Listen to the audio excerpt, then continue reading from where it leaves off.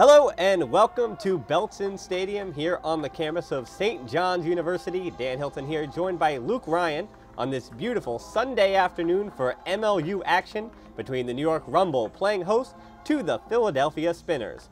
Rumble come into this one at 1-6 on the season, basically all but eliminated from playoff contention, while the Spinners meanwhile lead the Eastern Conference at 5-2, just one win away from locking up a spot in the Eastern Conference Finals. Now, Luke, looking at this one so far, the Spinners with a high possession game, they convert with great efficiency. The Rumble, meanwhile, of course, struggling on the season, tons of injuries, but Rumble playing at home and are a little more comfortable with the wind up here at Belton. Well, actually, you mentioned the wind, and it looks a lot less windy out there than we've seen the last couple of games that we've had here. The lowest scoring game that I think we've seen in MLU this season, they actually had the lowest scoring quarter in MLU history. Last time Boston traveled down here, ended the quarter with a score of 1-0 in favor of Boston. Like you said before, New York Rumble, the worst in the East Coast at converting their break opportunities as well as their offensive possessions. And on the other side of the coin, we have the Spinners with the most efficient offense, scoring at a 60% clip. No other team in the league does more than 50%. It'll be interesting to see if the wind picks up, if they're able to play that high possession game. So to start this one off, it will be the Spinners on defense.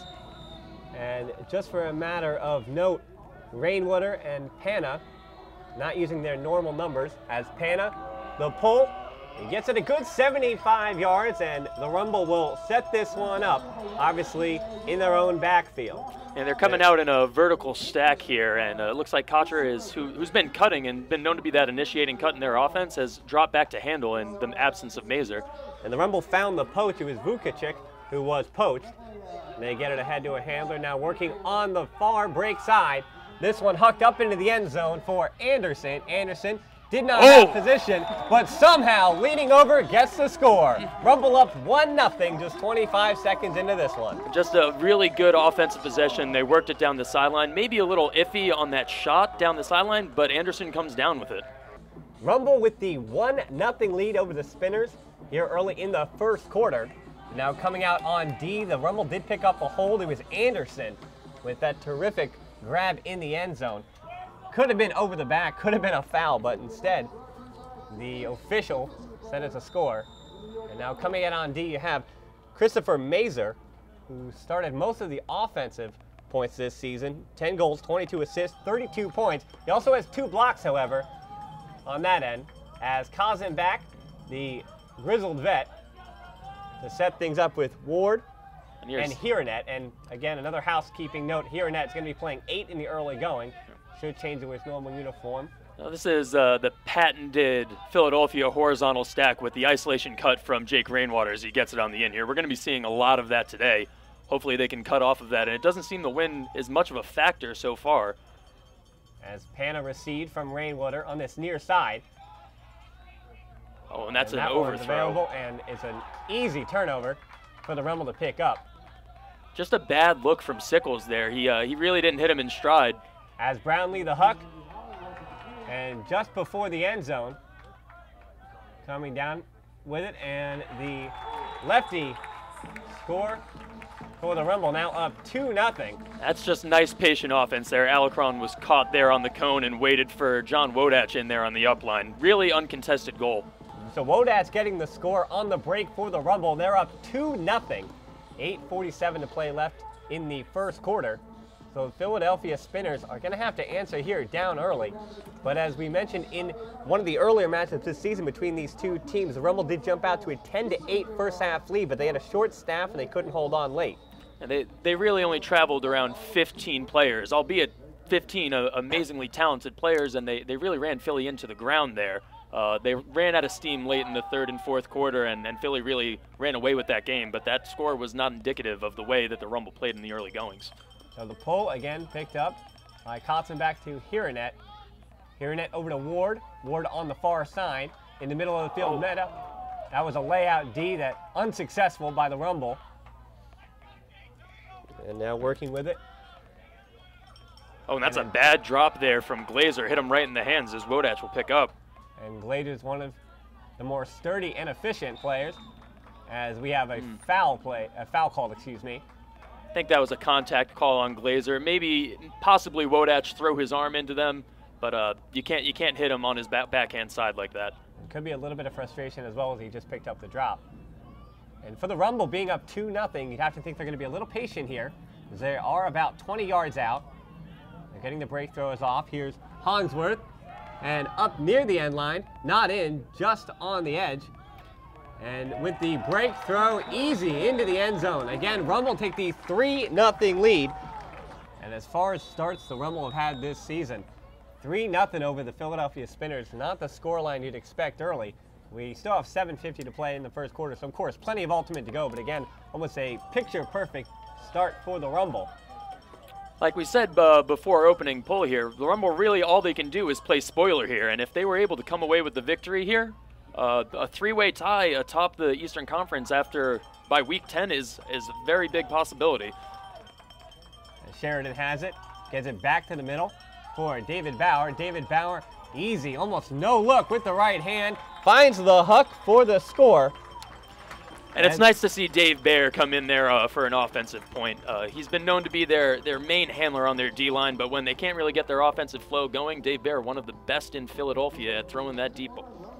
And let's see if the Rumble can get another good pull play. As Dave Baer, downfield, that's a good pull. And we'll go right to the center of the field. And now the Rumble setting up in the vertical stack. Dave Baer not really getting down on that pull like he should as he looks to double team, but then is looked off. On the far side, again, the Rumble. You want to keep it in the middle of the field on your own half. And there's Murray streaking deep, and he's going to find him as Falcor misses. Oh. And just on the end of the end line, Murray trying to put it in and finding, cutting in. That was Michael Hennessy. Rumble 4-1 lead 7 minutes ago in the first quarter. Murray was found deep.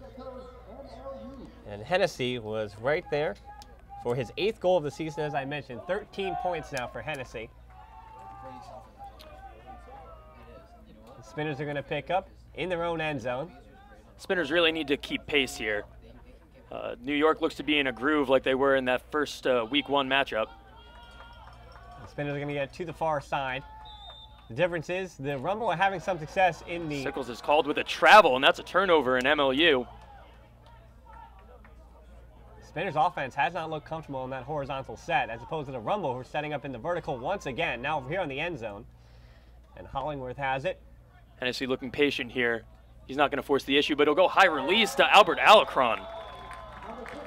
And finding Alacron puts the Rumble up 5-1. 6:25 left to go in the first quarter. 5-1, the New York Rumble lead here at home at Belson Stadium. And they have had some success not only on the break, but they have struck quickly. And the long ball, an important factor in an early good start against the Whitecaps. Last week, they just couldn't hang on. The Spinners, meanwhile, again, searching for answers of any kind. It was an unfortunate travel called. We haven't really seen many non-throwing travels called in the league this year. The Spinners really just need to keep calm, stay cool, stay collected, and just play the offense that they've been playing all season. As a way out deep miss, and that's plenty of space for the Huck. And the Huck easily Sickles trying to get underneath it, and he does. Correction on that last score, it was Matt Glazer instead. On the year, his 23rd goal, and one of the best scorers in the league. But again, it was a Rumble mistake defensively, Luke, that led to it. Well, I like good, solid, aggressive defense. I like to see people throw their body around to try to get a block. But sometimes if you miss out, then you're giving them a wide open throw deep, which is what we saw from Ben Sheridan, and it led to the Spinners' goal. Spinners will be back on defense, however, looking for a break, something the Rumble were able to do that gave them this 5-2 lead. And they're going to set back up in that vertical stack. The poach. Wide open is Markeen Kuzmowicz. So he's going to throw it downfield, looking to get into the end zone, and the disc perfectly finding the stride. Again, Muck just was lost on the break side there and found Vukovic streaking deep. It was unguardable, really. Vukovic picks up his 4th goal of the season. Rumble up 6-2, 5:49 left to go in this first quarter of action. So for the Spinners, who, even though they have an efficient offense, very patient, they do not have a high-octane offense. And the Rumble, of course, with their struggles this season, don't have much of an offense either, but 6 goals is quite the first quarter efficiency for the Rumble, as they have the pull. They're back on defense. Spinners looking for the answer. Spinners already have been broken 3 times through the first 5 minutes of this game. Very uncharacteristic of this Philadelphia offense, and also very uncharacteristic of the New York defensive unit converting those breaks. But having Chris Mazur's transition over to the defensive line has surely helped. Finding Damiano, and he gets right back to the pivot for Wells. Hironet now on the near side. And finding Ward. Ward looking for the huck. And heading downfield, see who has position, and that is the Spinners who have position. Now that is Sickles indeed, Rookie of the Year candidate. He was wide open there. Mazur had a bit in. He looked like he was coming in on that in cut. Instead, Sickles turned his hips and just beat him deep. 6-3 Rumble over the Spinners, but Spinners had an answer there. It was Sickles who came down in the end zone. Ward was able to get him on the break, and it was a great throw by Hironet that freed up Ward on this near side. So now we have David Bauer coming back out for the pull. Rumble setting up.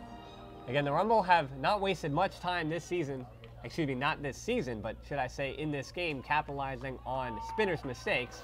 And here's a potential Rumble mistake, but if Dave Bear had gotten down on that pull, then he possibly would have had a play on getting that block. Instead, he was lazy, and that floaty swing pass went unguarded. Some confidence to this Rumble offense. Moving the disc quickly, as they are already about 65% up the field. And this offense right now looks dangerously close to the one game that the Rumble, in fact, did win against the DC Current earlier this season in this very stadium. And finding Kuzmowicz in the end zone. And Kuzmowicz on that play, he had caught the disc 3 separate times, once on the near side, once on the far side, and then finally in the end zone. And he was having his way, cutting that point as the Rumble 7-3 over the Spinners. 4:47 left to go in the first quarter.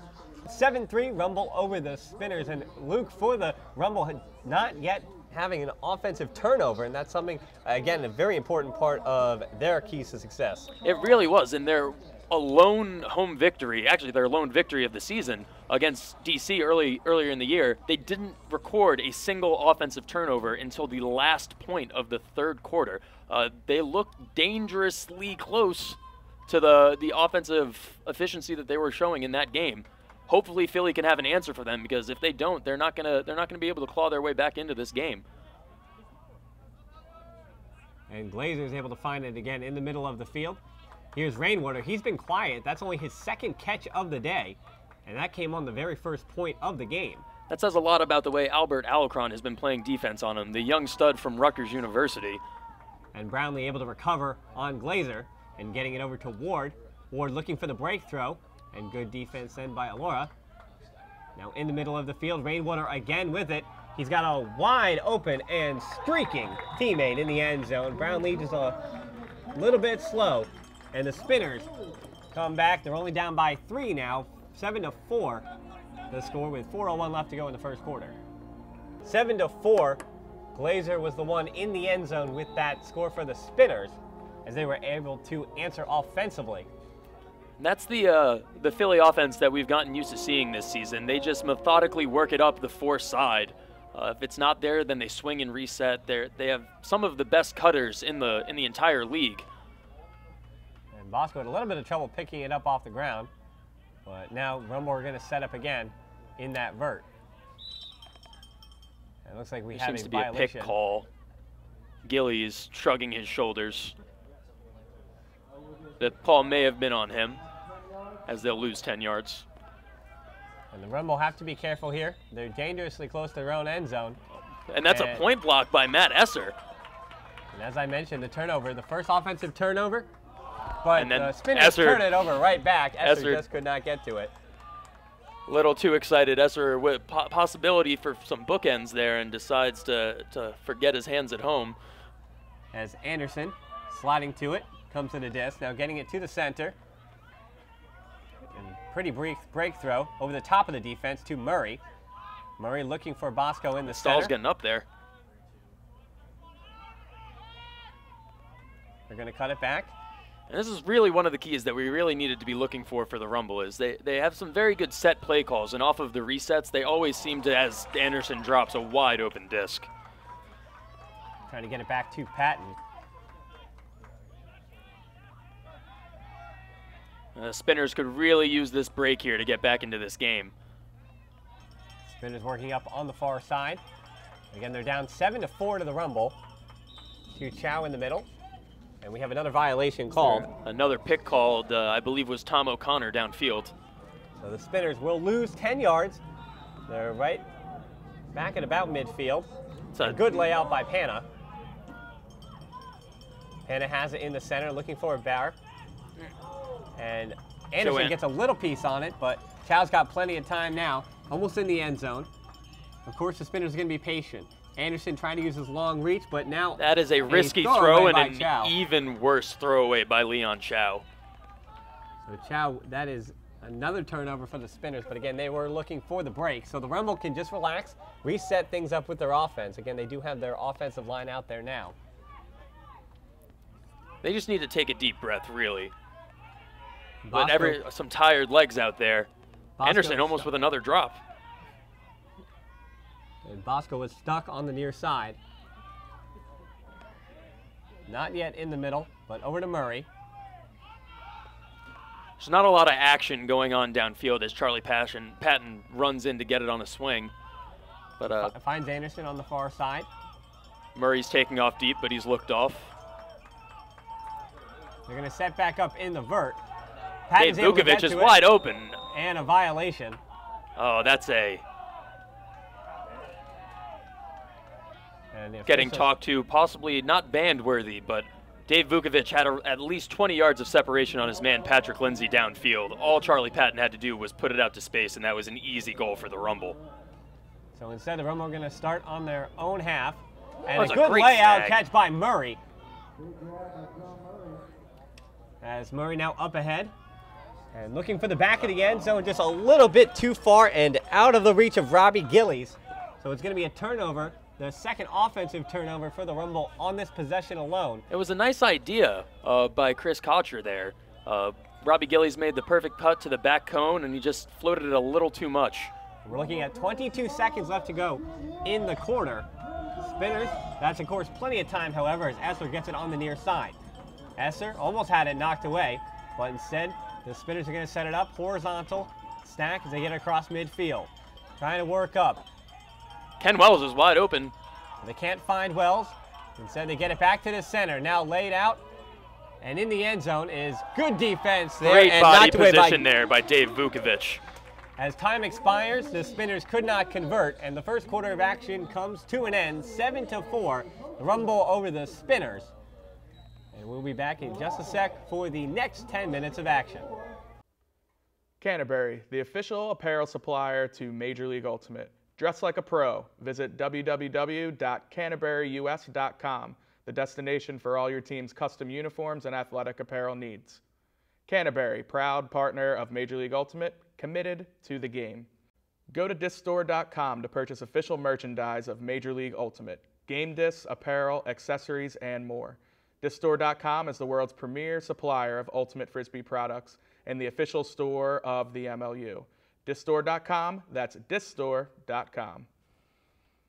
We're the same Ultimate gloves as the pros. Friction Gloves helps your throws and catches in all conditions. To find out more information and get a pair, visit frictiongloves.com. Back here, Dan Hilton and Luke Ryan. New York Rumble after 10 minutes, up 7-4 over the Philadelphia Spinners here at Belson Stadium on the campus of St. John's University.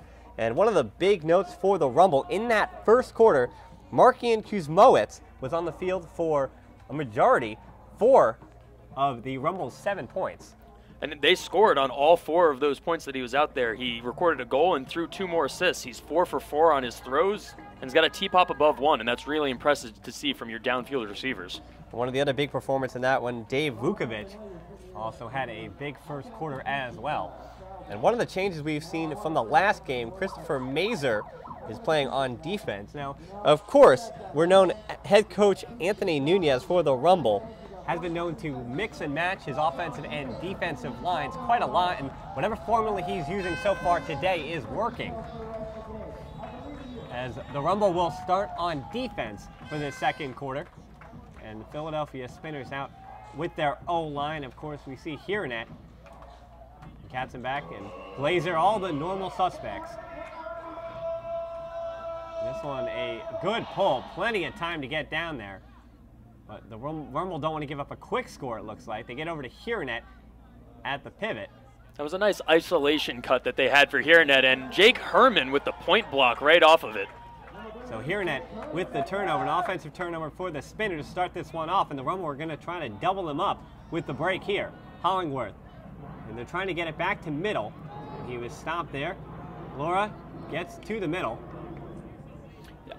If they punch in this will be their fourth break in around 7 opportunities, and hammer over the top from Chris Mazer, and Brownlee is wide open on the break side. Phenomenal throw and catch. Brownlee was easily able to get it there, as Brownlee with a patented, almost elementary S-cut there, cutting to his right, then back to the left corner, as the Rumble take the 8-4 lead, 9:24 in the second quarter to go. The Spinners just really look lost, and the defensive pressure that the Rumble are putting on the Spinners' pull plays has really been working out for them so far today.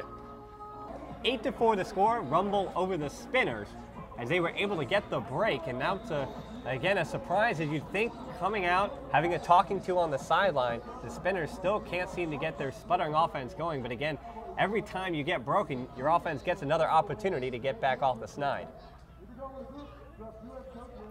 They've really been mixing up their offensive sets, as Ian McClellan will take the field and replace for Nick Hiranet. As Hiranet was point block last time around. Meta getting over to the sideline, looking for Glazer, but that one is broken up, and D, a beautiful layout D by Jake Herman. Sets his second block and as many points there. Great defensive awareness. And for Jake, came in with 1 block so far, and so he picked up 2, and now a long huck that was broken up. Good job by Rainwater to get his long left arm and left hand, should I say, onto the disc for the turnover. So now coming back on offense. Andrew Hollingworth was good to get a quick flat mark there on Ian McClellan, as he's been known to be a gunslinger. Probably one of the best pure throwers in the league, as he's looking deep right now. And it was Rainwater who might have had the mismatch on Wodach, but they don't release it. Glazer screaming for the disc. Glazer working hard on this near side, you see, and now looking for the huck. They do get it, and Herman knew he got beat, so Glazer still short of the end zone. However, Meta there to pick it up for the score. Spinners down by 3, 8-5, as they do answer offensively after turning it over once. It was nice to have Himalaya Meta following and trailing Glazer there, and seeing that Glazer wasn't going to be able to ride that disc all the way into the end zone. Rumble up on the Spinners 8-5 here at Belson Stadium at St. John's University. Again, I want to thank you for joining me on this Sunday afternoon. Dan Hilton and Luke Ryan here for MLU action as the Spinners top in the Eastern Conference. They are just 1 win away from booking a spot in the Eastern Conference Finals, but they are seeing a little bit of a hiccup here in the first half. Again, down by 3 to the Rumble, but again, plenty of time left to play. Spinners still searching for that first break of the game, whereas the Rumble have broken Philly's offensive line already 4 times. Gillies cross, field pass, and this one a huck that we're going to see an aerial battle here. It was the Rumble who had position, and the Rumble score again. They strike quickly. That was Chris Kocher who pulled down the score. Hennessy was the thrower for his 9th goal of the season. And again, the Rumble, Luke, striking quickly off the pull. When the Rumble offense is working, they're really looking for 1-2 throws, a swing, and they're looking to put it deep. If Philly wants to contain this New York offense, they're going to have to shut that down. Hiranet is back out there. He was substituted the last offensive play, and Katzenbach, the rare long throw out to Katzenbach, and easily into Rainwater for the score. And so the Spinners do something they don't usually do. Hiranet to Katzenbach. And again, Rainwater, however, is going to be the one to pick up on the season his 17th goal. And Luke, that last point for the Spinners, again, don't want to call it a trick play because any player can bust deep, but we saw a player you don't often see go the length of the field. Trey Katzenbach is really known to be just a high completion percentage handler type. He'll only cut in, collect some swings, and throw maybe 5-10 yard passes. Not really known for his deep threat ability, while he is known for his boxing out in the end zone. But it's just interesting, and it was fun to see him run deep and to be rewarded with the throw from here, Ned. You do have to give him credit. Katzenbach, 45 years young, as the Spinners only down 9-6. The Rumble, however, back on offense. We do have a violation, and it appears that there might have been some kind of offensive. And they're calling a push-off from Marquine Kuzmowicz, and I believe that's a turnover for the Spinners now. Indeed, they have it with Esser picking it up. Wells running deep quickly, but they don't see him for the quick restart. I believe the disc will come back to where the spot of the foul. It looks like it was a drop it where it lies instead. Actually, you are correct. Moving the disc back. That was an unfortunate cut. It was Kuzmowicz was making his deep break and then really ran into a defender who was just standing his ground. No malicious play there. And Pana almost turns it over, but Esser, with the layout, able to snatch it home. Coming with the double, where the Rumble, they don't get anything out of it. Here's Chow, back up to Esser on the near side. With the break to Bear, and Bear near the end zone. One throw away. They're going to be patient. Esser wide open, and somehow it's a throwaway again. We haven't seen much of the win today. I believe Hennessy might have had a finger on that if I do. Possibly a foul call there on Esser. And they will say no. It's going to be Spinner. Disc is a little bit of sloppy play from both teams. So Chow right on the end zone. Looking for Esser, finds him for the Philadelphia Spinner score. So two bad turnovers, one by either team, but it's the Spinners who come out of it with the score. And now Hennessy still talking to the officials. And the Spinners collect their first break of the game. 9-7, Spinners slowly chipping away at that Rumble lead. Again, the offensive answer is going to be needed for the Rumble, who on the very last play, Hennessy will break it down a little bit. Hennessy seemed to apparently got a finger on it, but instead they're just going to say statistically it's a throwaway by the Spinners. Immediately Hennessy got it back, thought he was fouled on the arm. They don't call it, and the Spinners easily come back. Esser with the score as Bear with the pull. We just need to make sure that the Rumble come out here and play the good offense that they've been playing before that last point. They can't let that one break lead to 2, then that leads to 3, and before you know it, the Spinners are running away with it, like the last time these two teams met. So Bosco, now on a dangerous throw, but they do get it to Patton in the middle of the field. To Anderson, sliding again to get it. Trying to look across to get midfield. And a good catch by Gillies, able to compose himself. And correction, not Gillies, but Vukovic. Bosco again, the layout. Nothing called. An incidental contact, they'll say. Vukovic comes back for the disc. Again, they're one throw away. And it's going to be a foul, a violation. Getting a little chippy there is Tascheron. So now a little bit closer. Now looking for the break throw, and easy offense there. And that's Kuzmowicz for his 4th goal of the day. It was a nice continuation break throw to the break side for another goal, but it looks like Kuzmowicz is about to get a ban for taunting. Yeah, you can't just show the disc to somebody's face like that. And coming back here out of the timeout, 10-7. And plenty of housekeeping just to get to real quick. Marquine Kuzmowicz, a correction, he doesn't have 4 goals today. Instead, he has 2 goals and 2 assists for 4 points, should I say. And meanwhile, another thing for housekeeping, if we will, Billy Sickles not getting as much of the disc as he's used to. Yeah, he's been held to 5 touches already today. He's been really the second focal point of the offense behind Jake Rainwater. The continuation cuts that he's known to make off of the initiating cut that Rainwater makes have not really been there today, and a lot of the credit has to go to Chris Mazer, who has been playing some very solid defense. Not to discredit Albert Alacron's defense that's been playing on Rainwater as well. They've really stymied the Philadelphia offense so far. And the Rumble, reason they are pulling from here is they just took a timeout, but before that, there was a little bit of an issue as Kuzmowicz had picked up the ban, and then we saw what appeared to be a delay of game, so they took the timeout so that they could pull in a reasonable location. And Katzenbach is in his own end zone. Getting it ahead to Hiranet. There's a contact call there.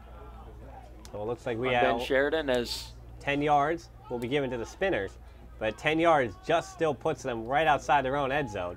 they did a really nice job of swinging the disc out of the danger zone there. They were pinned in the back corner of the end zone. And Rainwater up ahead. Now things really starting to open up. Getting it right back into the middle field. Katzenbach to Rainwater. Now Rainwater, who does have 2 goals already today and 1 assist, he's starting to open things up again in that middle of the field. And this is the offense we're used to seeing from Philly. The nice little floaty give-and-go throws, seeing the open space, throwing to space, finding the open man. They don't really force anything. McClellan tried to fake. Defender did not bite. But they get it to Sheridan on the near side. Rainwater up ahead and now looking for that final throw into the end zone. And they are going to go to it. And a bad throw by Rainwater. Looks like it might have been tipped by someone on defense. Wodak is the man flying ahead for the Rumble. Looking to the end of the end zone. He's got Rainwater behind him. Wodak does have position. And it looked like Rainwater just got enough on it to D the disc against some Wodak. Rainwater throwing his hands up saying that I did not touch that man. And the officials do agree with him. As Wodak, again, he had about 2 or 3 strides, but again, that was about an 85, 90-yard huck. It was very, very impressive to see him get the kind of float under that disc right there, and it's surprising to see John Wodak not come down with it. He's made his own highlight film this year of really going up and grabbing the disc over some of the league's best defenders. And speaking of hucking, it's going to go right back here and see if Rainwater can get it offensively. And the disc was still loose. And 6 players in total could have possibly come down with it, but instead it's going to be another Philadelphia turnover. And what do we have here? The officials blowing the whistle again.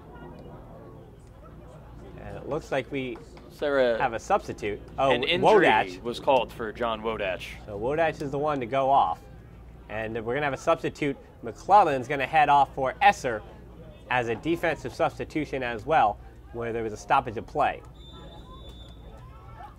See if New York can score this. This will be their 5th break of the game to the Spinners' 1. Looks like the wind just picking up a little bit. You saw how much that throw from Kuzmowicz, floated, and we have another turnover here. Gwinner was the one who couldn't track it down, but again, that was an errant throw by Hennessy.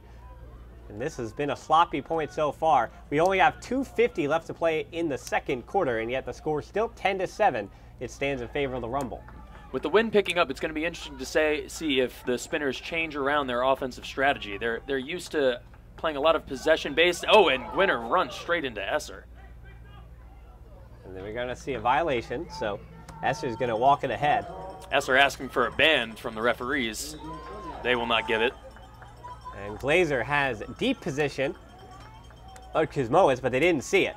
Hiranet right on the sideline. He's going to huck it ahead. 2 Spinners players in position, but neither can get to it.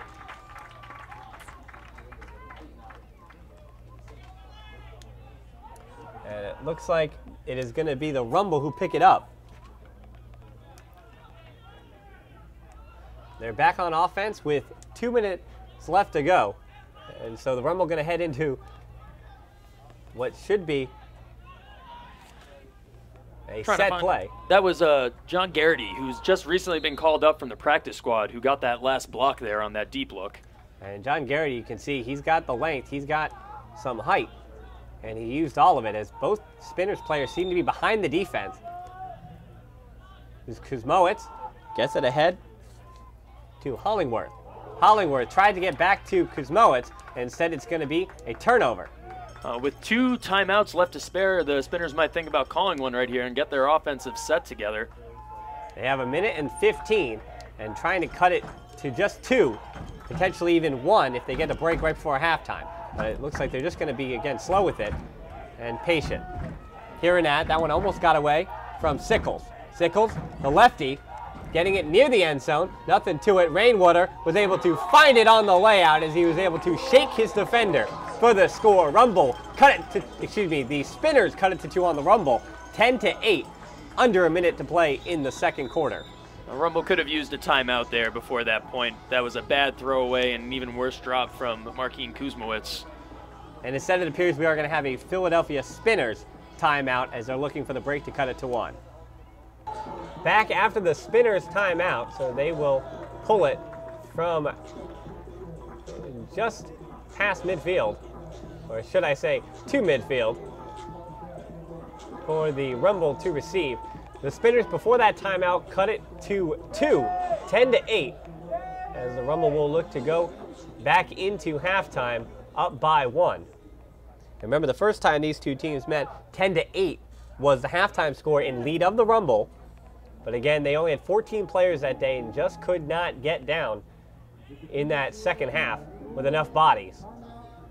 Let's hope that Leon Chow can throw this disc over the Rumble line and pin them in the back corner of the end zone.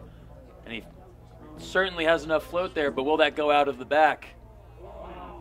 And it looks like it hit just inside, so the Rumble are pinned. It's one of my favorite rule additions this year because it adds the element of surprise, and a timeout is going to be called. And so the Rumble use their final timeout as they will talk it over. But that's exactly why you have that. You force the Rumble to use their timeout. It was a smart move by Chris Kocher there, deciding to not make a bad throw, a bad decision that possibly could have led to a Callahan. Instead, they'll regroup and call a timeout and have a good offensive set coming out. So they will have, again, coming out of the timeout, 49 seconds to get the length of the field. But the more important thing for the Rumble at this point, not only do you want to score, but more importantly, you don't want to turn the disc over and give the Spinners right on the goal line an opportunity to cut it to 1 just before halftime. Coming back out of this Rumble timeout just to reset things, there's the disc right on the end line, and not the good kind of the end line, but the Rumble pinned all the way as far back as you could possibly go. They had to take their last timeout. There's 49 seconds left to go. Again, they'd like to, at least in a perfect world, go the length of the field and go up by 3 before halftime. But instead, the Spinners would like to get the break and take this one to just a 1-score game before halftime. And trying to get out of his own end zone. Getting high. He's got to get rid of it. You only have 7 seconds. And 2 Spinners lay out. They can't get to him. Now, getting it out of his end zone. But a drop right on the end zone. 35 seconds left to go. Spinners. Chow has it. And back into the end zone for Pana for the score. Spinners, even though the Rumble took a timeout, Spinners still get the break, get the score. And expect the Spinners to call another timeout and get another half-field pull in here before the end of the half. And the Rumble will try to answer. 10-9 the score now. 31 seconds left to play in this half. Rumble up 10-9. If you remember in this first matchup with these teams, they were up 10-8 at the beginning of the first half down in Philadelphia. And the Spinners took their last time out to get a better opportunity. Gonna pull from midfield, try to pin the Rumble once more.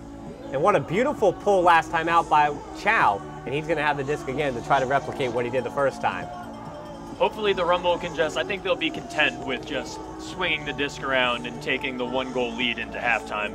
It's good that some of these mistakes that have led to the Spinners' comeback have happened later on so that they won't really be able to pile up on them and they'll be able to really regroup during halftime. It's going to be an important regroup mission for the Rumble, even though they're up by 1. As Chow, again, tries to pin him back, not all the way at the end of the end zone, and the Rumble are going to have a little bit of space to get it out. And they do. Oh! That's a layout D by McCutcheon. The pass intended for Kuzmowicz. And so Chow's going to easily get it in. And it looks like he threw it into the official. Referees are part of the playing field, and that is listed as a throwaway for Leon Chow. As Chow tried to get it off quickly. And now Rumble are going to be content to huck it downfield for Anderson. Anderson's got height and position. And that one threw a bunch of arms. As time expires, the half comes to an end. Officials waving their arms, and the Rumble head into halftime up 10-9 over the Philadelphia Spinners here at Belson Stadium.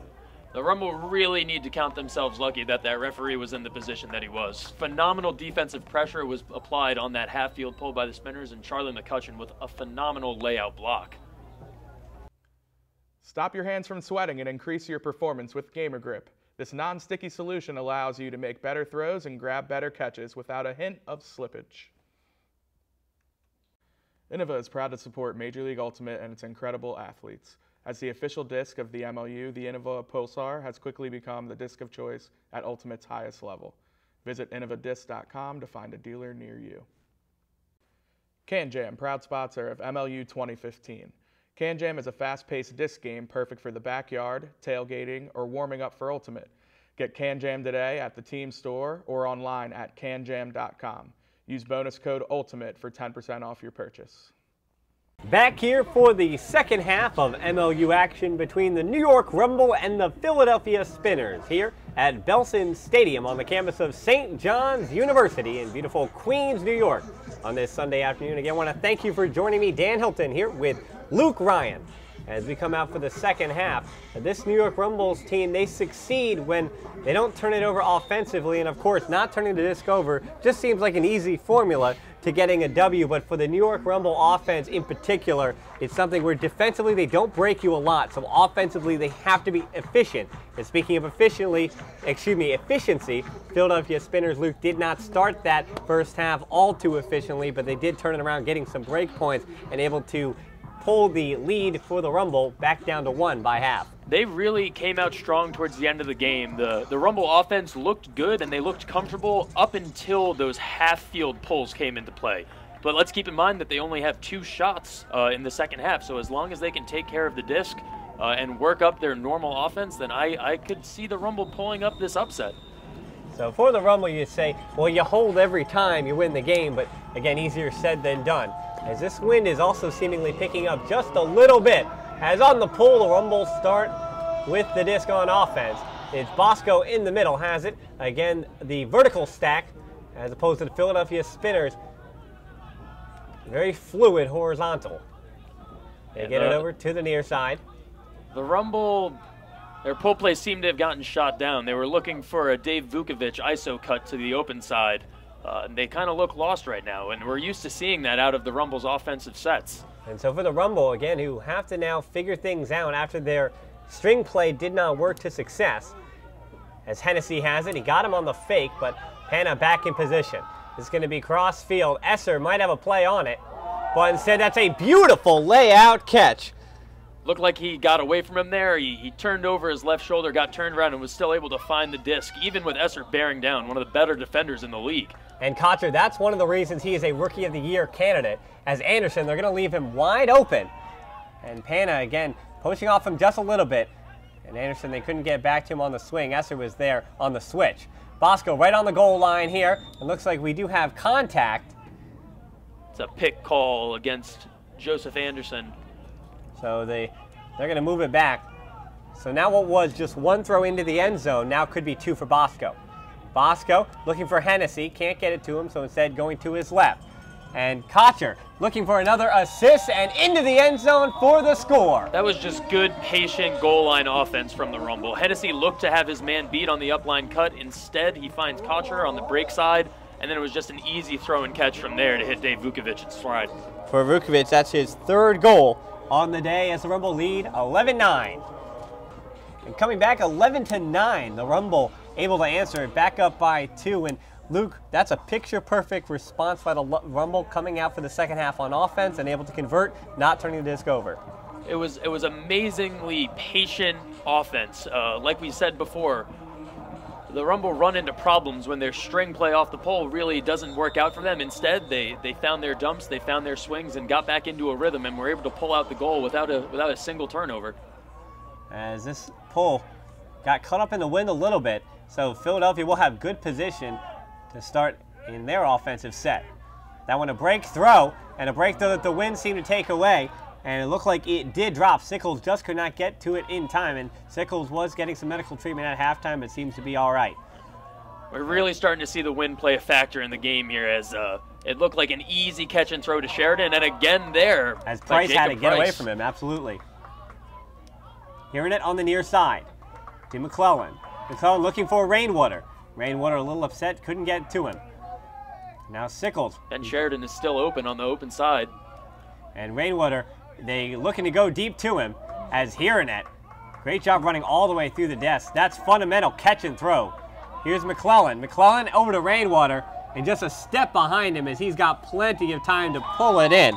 and who was magnificent in the first half, Alicorn just fell behind in Rainwater for his third goal of the day. Rumble up 11-10. It's back to a 1-goal lead for the Rumble. Both Billy Sickles and Jake Rainwater were wide open, had a solid 5 to 10 yards on their men. It was just put it out to space for Ian McClellan, as he does so well, and it was an easy goal. 11-10, Rumble up, but the Spinners on that last play again. Wind starting to play a factor. Rumble turned it over, and Spinners were able to convert. As Bear, the length of the field on the pull. The wind helping that pull, unlike the last one.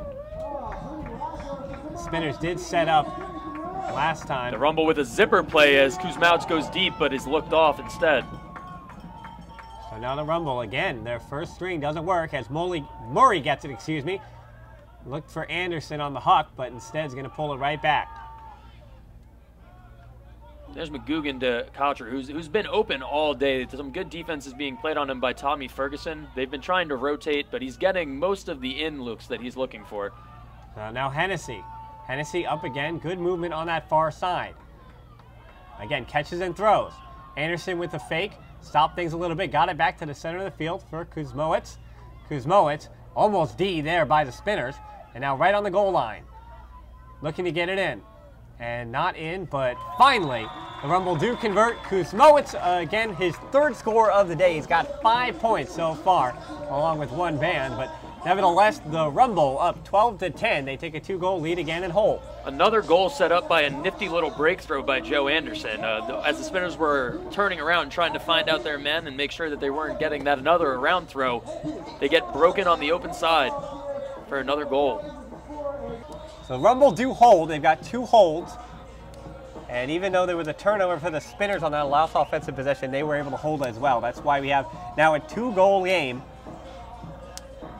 As the pull, the Wind helping that one get back down, and Katzenbach is on for his first point so far this second half. The Rumble really not able to get down there on defense to take advantage of that very good pull by Chris Mazer.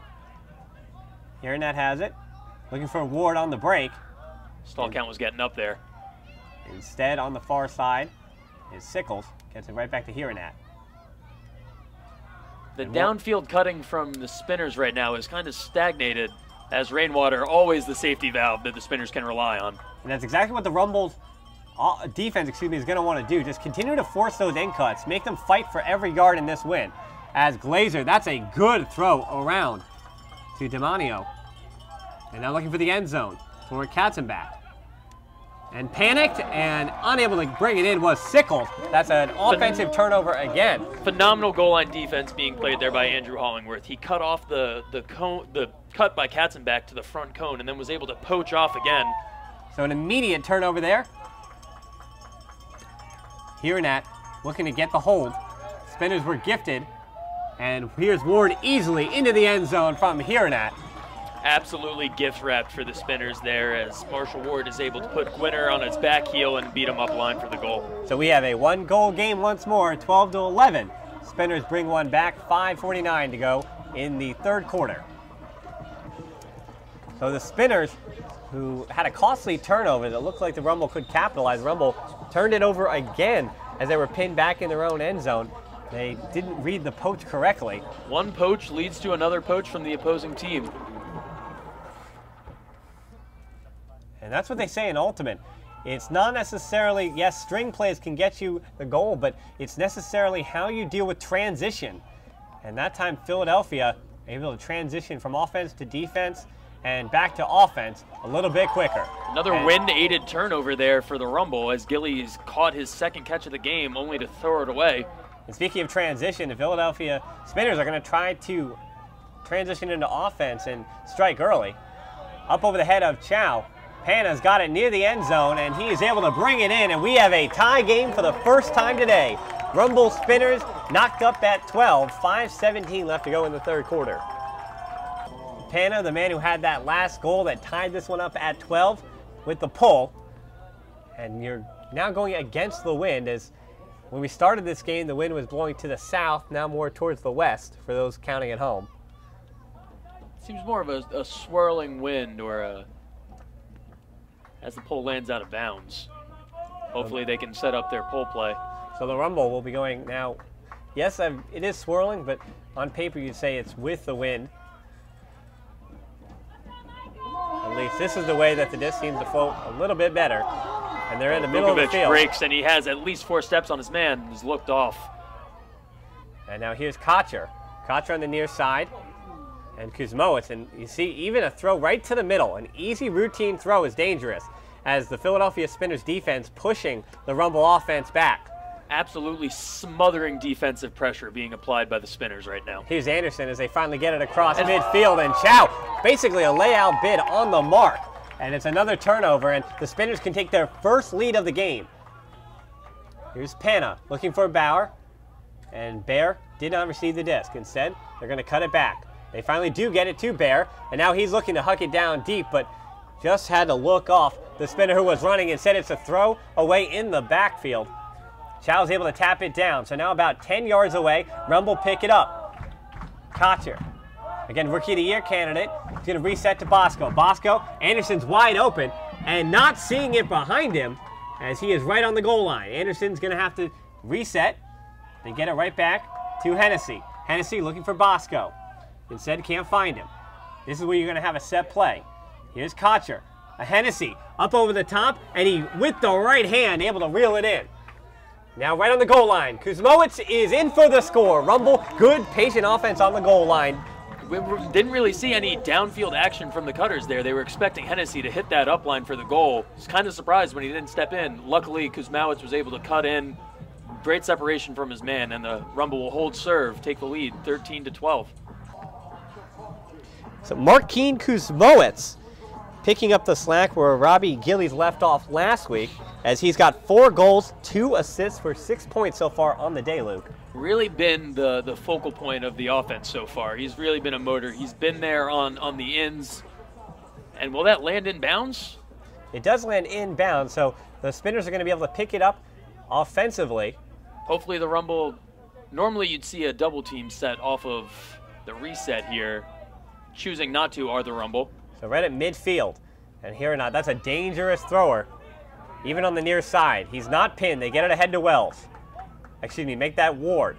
Ward back to here or not, and up ahead to Katzenbach. Katzenbach looking for Rainwater, finds him in the middle of the field. This is a very dangerous position again for Rainwater. Just one throw can change things. Now looking for the dump. Up ahead, Katzenbach. And that one, the wind was very luckily able to put it into Katzenbach's grasp. Here or not, up over the defense, and Brownlee easily, again, one of the better jumpers in the league, had position on Meadows. That's another turnover on offense. Really one of the first times we're going to see Brownlee and Josh Alaro work. Alaro was an instrumental part in the upset victory that they recorded against the Rumble. Maybe a little contact there on the throw. Yes, it'll be called. And they do get the call, as that was Scott Zoo. Haven't heard much of him so far today either, but in his first season with the Rumble does get the call. And Glazer on the defense at his second violation, or second foul, if you will. If the Rumble are going to punch this in, they're going to need a lot of work from Alaro. Jacob Price. Alicorn as well, as Rainwater's on him. He looks like he's got a little bit of space. Brownlee doesn't see him. And so they're going to reset things. And again, for your defense, just being patient. A break point at this situation to put yourself back up 2 could be huge. Not a lot of action going on downfield for the Rumble.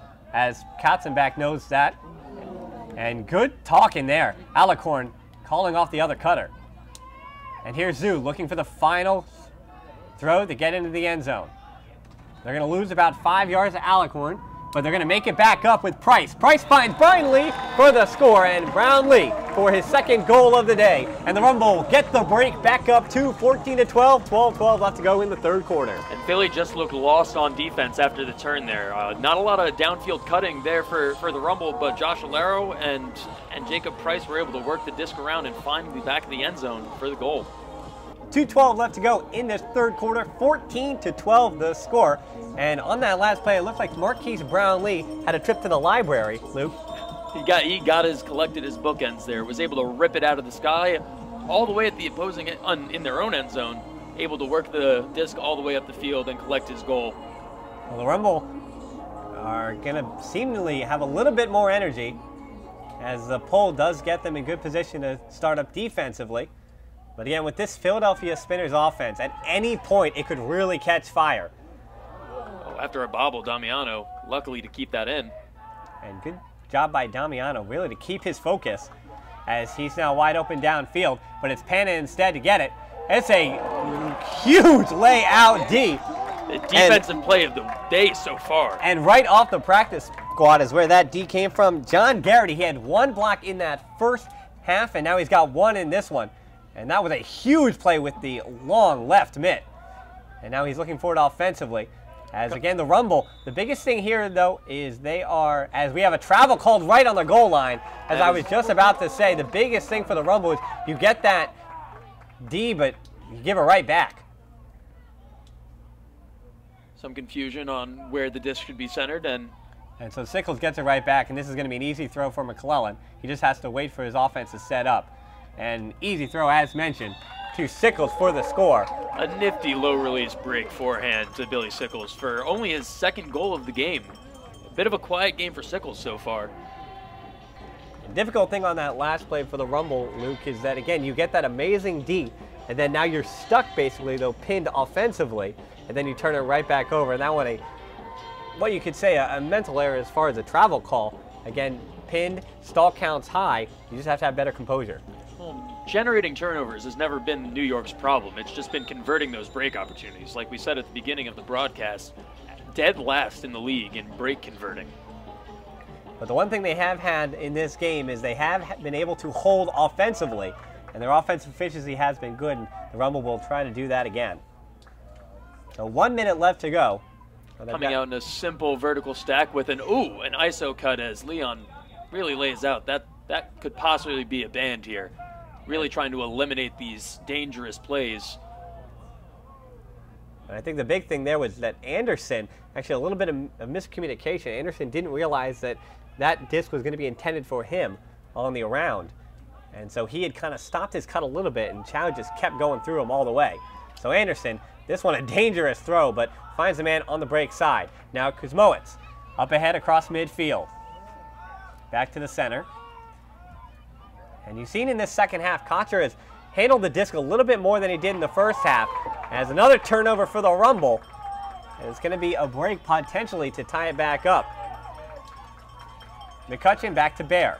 This could be a huge point with only 13 seconds left. They got to look for the end zone right here. And here's Glazer with 10, just as you say that, and coming around this disc, easily floating into the end zone for the awaiting grasp of Patrick Lindsay. The captain pulls it in, and we are tied up at 14 with 5 seconds left to go in this third quarter.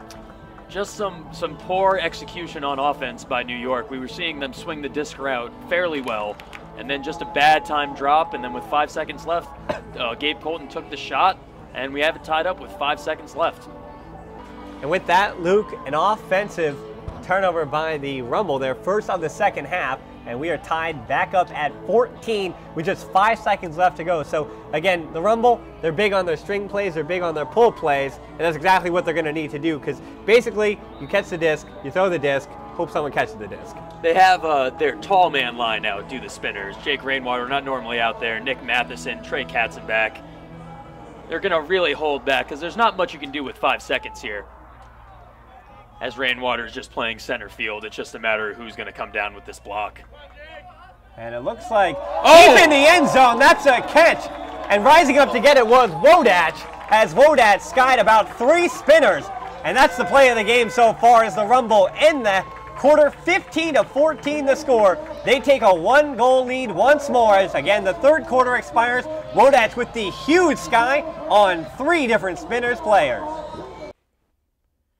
Point Six Socks, the official sock sponsor of Major League Ultimate. Check out www.point6.com for their full line of performance merino wool socks. Skippy, the official peanut butter of the MLU, made with the funnest peanuts ever. Skippy Yippee! Do you have an athletic event, team trip, or corporate outing coming up? If so, charter a private bus, minibus, or party bus from U.S. Coachways. Bus travel is one of the safest, greenest, and most comfortable ways to get your group to an event. If you're going with a group, trust U.S. Coachways. That's what we do. To eat my words, I could see no way that anyone was coming down with that disc over Rainwater, Trey Katzenbach, or Nick Matheson, and I like to be proven wrong, especially when a phenomenal skying grab like that is the result.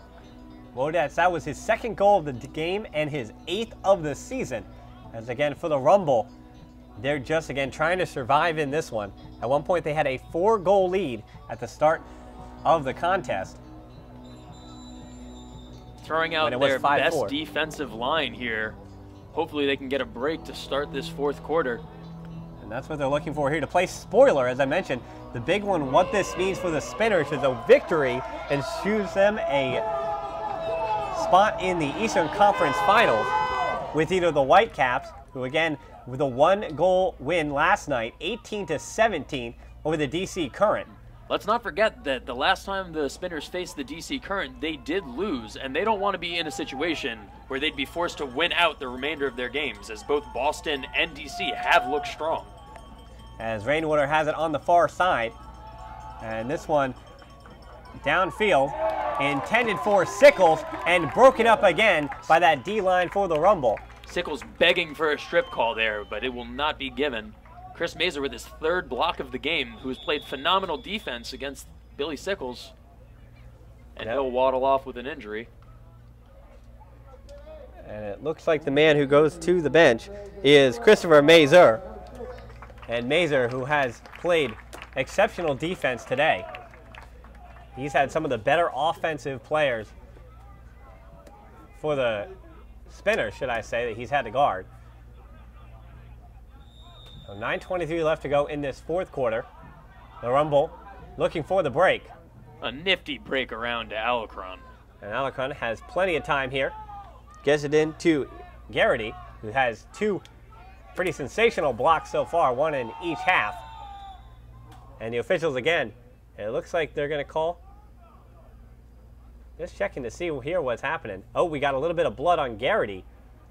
So he's going to have to be subbed out, or at least checked out. And they do sub him out for Marquise Brownlee. So it looks like they're going to set up in the vert stack. Hollingworth's going to drop back to be the reset. Leon Chow comes in to replace Marshall Ward. Arguably the Spinners' best defensive player. Offense for defense substitutions and defense for offense on the other side. Alicorn almost turns it over, but Hollingworth able to pick it up from the shoelaces. And the huck downfield, Alicorn, he beats Rainwater once more. And Rainwater asking the official. Jake Rainwater was begging his team for a switch, and nobody picked up on it, leaving Alicorn wide open downfield. So that's another break for the Rumble. They go back up to 16-14, just under 9 minutes to go in this fourth quarter of action. So defensive mistakes, something you don't see very often from the Eastern Conference leaders, but they do make a little bit of a mistake as far as switching defensively, and Alicorn was wide open with the score. Another one of those roller pulls. Hopefully they can throw on a double team mark here. They're coming down. Ward is going to pick it up. Ward over to Hironet. Nothing but space to the left of Hironet, and he'll just put it out for Sheridan to run into it.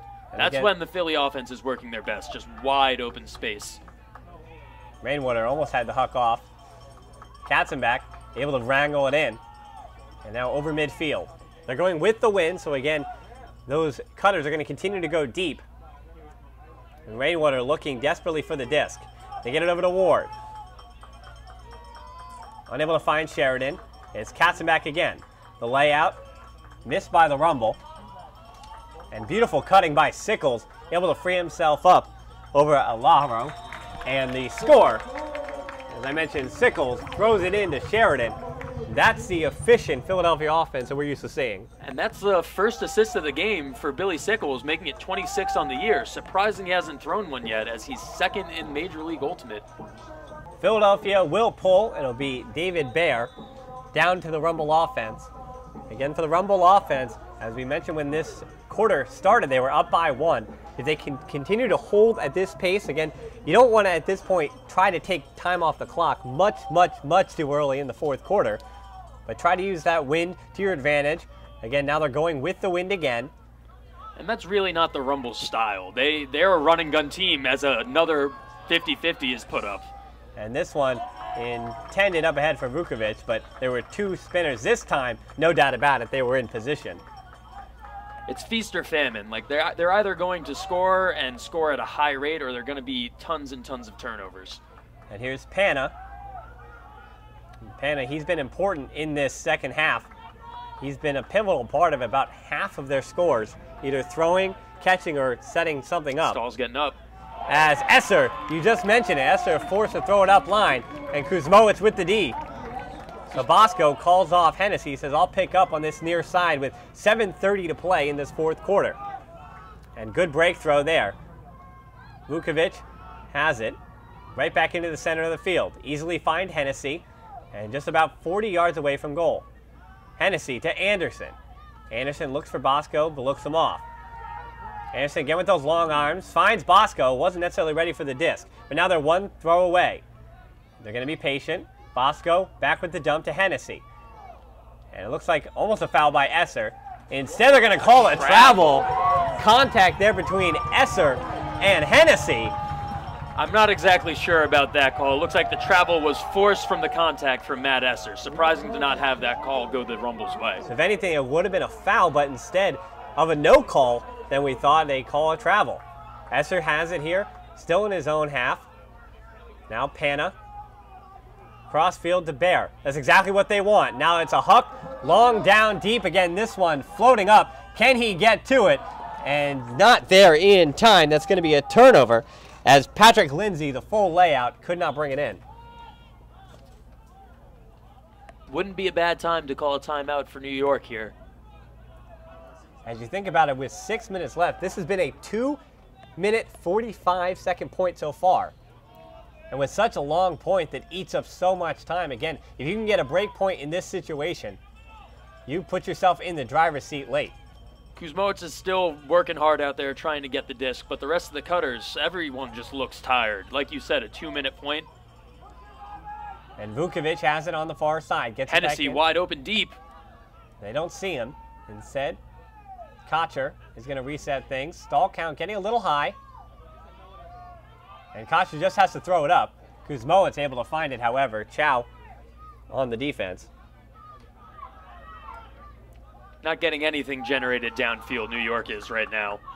And they do look for Vukovic. Somehow he lost Esser and see if he can track it down. Wynn took it, but Vukovic is underneath it. The break point for New York, and they go up 17-15, 5:18 left to go in the fourth quarter after what was almost a 3-minute point. Out of this timeout, as the Rumble correction there was not a break. Instead, it was just a 3-minute hold. Which sometimes you can lose track of them if the points are lasting that long. Turnover after turnover, a sloppy play, and players were exhausted. So a timeout just to reset things. The Rumble up 17-15, 5:18 left to go in this half. And they've got one timeout left. The Spinners have 2, and that could come into a major play later as this one rolls out the back of the end zone. This is the same end zone that the Rumble got a Callahan against Boston a couple of weeks ago. So McClellan tries to get it out of the end zone. Not there yet for Sickles. Sickles finds Here or Not. And Here or Not, they do get it out. Rainwater, that's a Huck deep, and busting it and finding it, and a turnover there by Sheridan. Two misreads of the disc by both Clark Kofer and Ben Sheridan. One overran it, one came in too soon, and it just falls helplessly to the ground. Tough turnover for the Spinners. Looked like Sheridan had both hands on it, just could not bring it in. Again, the wind being a factor. It looks like, as you mentioned, the wind swirling a little bit. Originally, left to right would have been going with the wind. Now it looks like it's going against the wind just enough. And so the Rumble are going to be patient here, looking for another break. And Sickles able to get up for it on the defense. Way to poach off of his man there, but it's immediately turn it back over. Rainwater, who sometimes out there looks to be 8 or 9 feet, just couldn't pull that one in. It's conservation of greatness there. Sickles with the good poach-off block, but only to throw it away instantly as Joe Anderson streaks deep. Hollingworth, it looks like he's going to give it right back. And here's Sickles. Sickles setting things up. He's going to be patient. Gives it right back to Glazer. Glazer over to Rainwater. You had 3 cutters go right across the horn. Back to Sickles. Sickles setting things up. Looks like he's got some renewed energy. Yes, he has been quiet in this game, but now he already has 4 touches of the disc just on this play. McClellan looking for the long Huck. Finds Sickles again. They're going to run their offense through him as a layout D missed. Katzenbach for Sheridan. Sniffing the end zone are the Spinners. Katzenbach, right back out to Sickles. The lefty fake, instead here or not. Out to McClellan, eating up a little bit of space and finding Glazer easily for the score. Spinners bring it back within one. 17-16 now. 3:26 left to play. No surprises there that Billy Sickles was really a linchpin in that offensive point. It may have taken them a few more possessions than they were used to, but it also is not surprising that it comes with a point without Chris Mazer guarding him.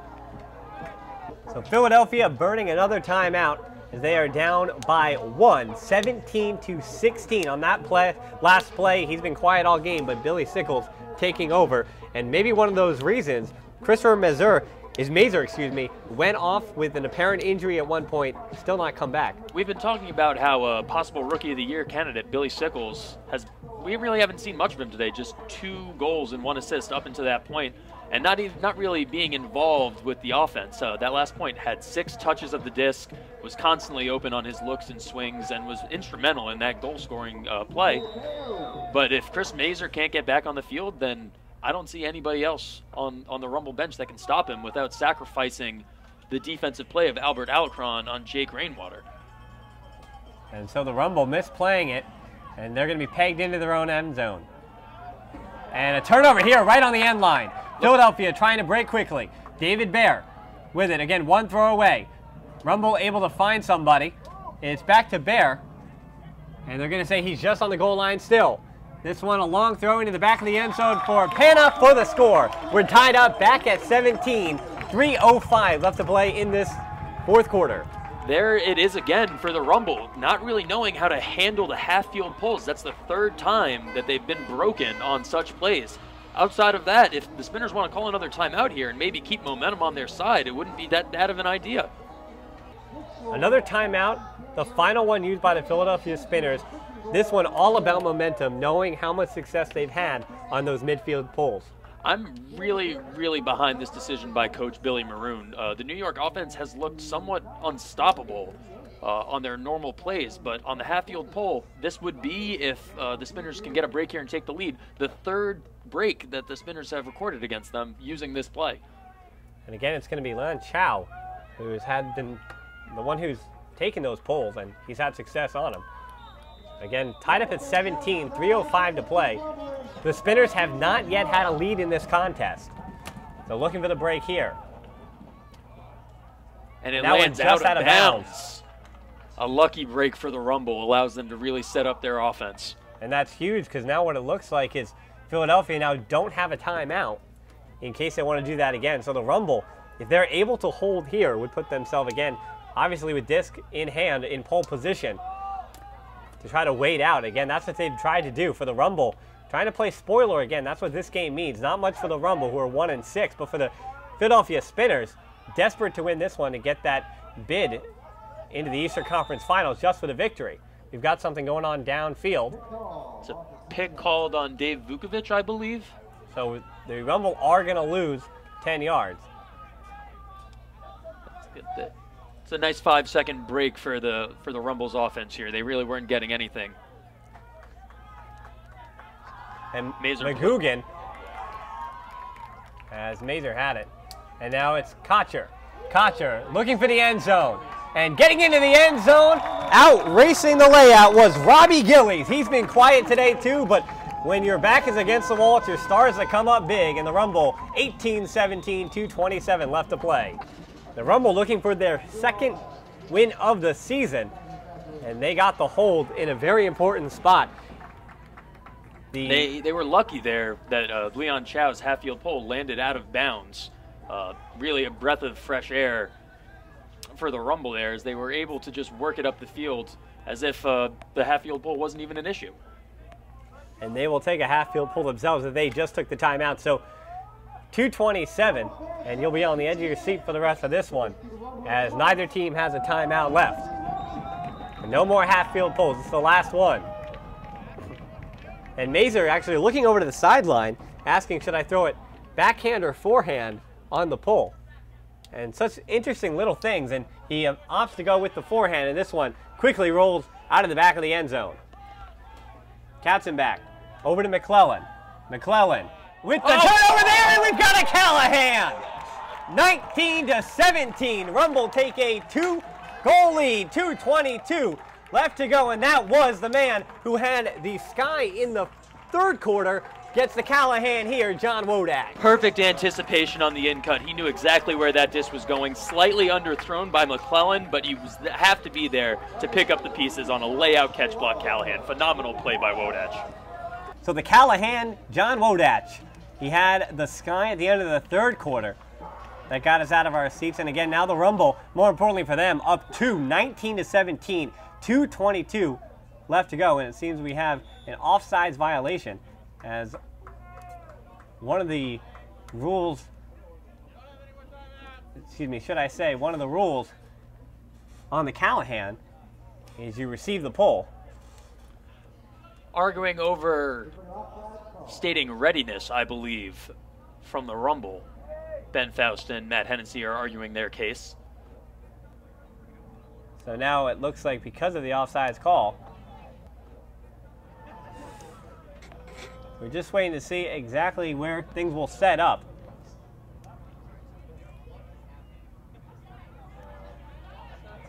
The rules do have it so that they take it at the reverse brick, I do believe. So the Rumble will keep possession, but now they will have it to set up halfway through their own end zone. Again, they don't want to break here. This one is going to be an instant huck. Somehow finds Catcher, and Catcher has Kamowitz, but Kamowitz is going to be out of place. That was Gabe Colton on the D. Two poor decisions in a row. The first one finds the hands of Kocher. The second, not so lucky. Leon Chow. That's a cross-field throw to Dave Bear. And Bear finds a wide-open Pana. Pana now looking for McCutcheon. Instead, waves him off for Lindsay. Lindsay for Cho. And Chow not yet in the end zone. It looks like we're going to call a travel. Right on the end of the end zone. Could not find the final throw, and that's going to be another turnover. More importantly for the Rumble, not necessarily did you get the turnover, but time has come off the clock. That's 35 seconds so far for this point. That front cone of the end zone has been bad luck for handlers all day, as that, I believe, is our third travel call on that same exact spot on the field. And two on Chow more specifically. One in both halves. The huck downfield, we have two Rumble players, and Chow was there for the D. So making up for his own turnover, and now he sets things back up, but a easy catch and throw is mishandled by Colton. That's another turnover for the Spinners. 1 minute left to go, and you know the Rumble players, talking to the official, are going to take as much time as they can to get to the disc, trying to use up every second. Some easy dumps and swings should do it here for the Rumble. So McGugan to Kamowitz and into the end zone. The Rumble take a 3-goal lead, one they have not had all half. 20 to 17, the score, 45 seconds left to play. Ben Faust with the score, the 20th for New York. That's back-to-back games scoring 20 goals at least. Again, 45 seconds left. Philadelphia is going to need to do something here as they have no timeouts left. So the Rumble just going to try to weed out the rest of the clock defensively. The Rumble know that the Spinners need to look deep. They need a quick score if they want to get back in this game at all. I'm somewhat surprised that the Rumble decided to go straight for the goal there instead of wasting a little bit more time off the clock. But you can never be too unhappy with a goal. Here and at. Up to McClellan. Look for Rainwater to go deep. He's here on the near side. Looking for Katzenbach. He said they find Rainwater, cutting in. And the wind taking that one a little bit. That's a turnover. 31 seconds left to go. And again, Mazur's just going to take his time. This game should be over, just as you mentioned. If the Rumble can be patient, back to Mazur. 20 seconds left to go. And getting down to it is Aloro. Over to the sideline. And cutting back, they find Aloro. Just caught up again a little bit in the wind. 7 seconds left to go. And looks like the Rumble are going to win their second of the game, and that's it. Rainwater just giving a little hug and a little smile to a friend in Alicorn as the Rumble win their second of the season. 20 to 17, your final. The Philadelphia Spinners falling on the road.